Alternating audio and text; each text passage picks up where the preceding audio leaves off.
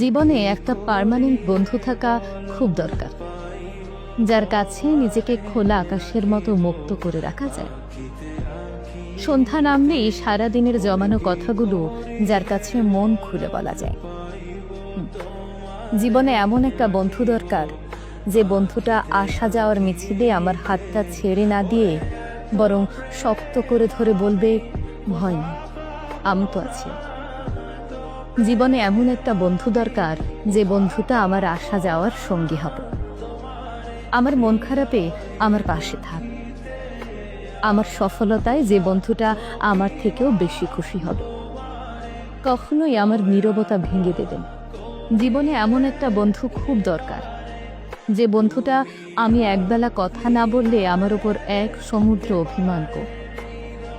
আমি কোনো ভুল করলে আমাকে মিথ্যে সান্ত্বনা না দিয়ে বরং আমার ভুলটা আমার চোখের সামনে ধরিয়ে দেবে।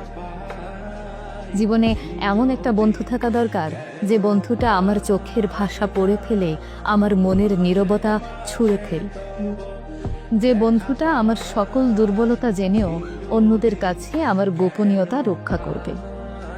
কেউ আমার নামে কটু কথা বললে যে বন্ধুটা আমার আগে তার প্রতিবাদ করবে।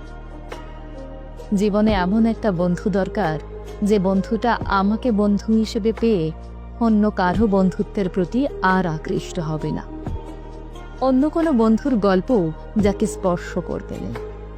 সেই বন্ধুটা হবে একান্তই আমার, তার ওপর শুধুমাত্র আমার অধিকার থাকবে। তাই তো এই 750 কোটি মানুষের পৃথিবীতে যার একটা এমন বন্ধু আছে, যে বিপদে আপদে সুখে দুঃখে হাসিতে কান্নায় হাতটা শক্ত করে ধরে, দুর্বলতা জেনেও সেই দুর্বলতায় আঘাত না করে। এমন বন্ধু যার আছে, সেই মানুষটি পৃথিবীর সবচেয়ে ভাগ্যবান একজন মানুষ।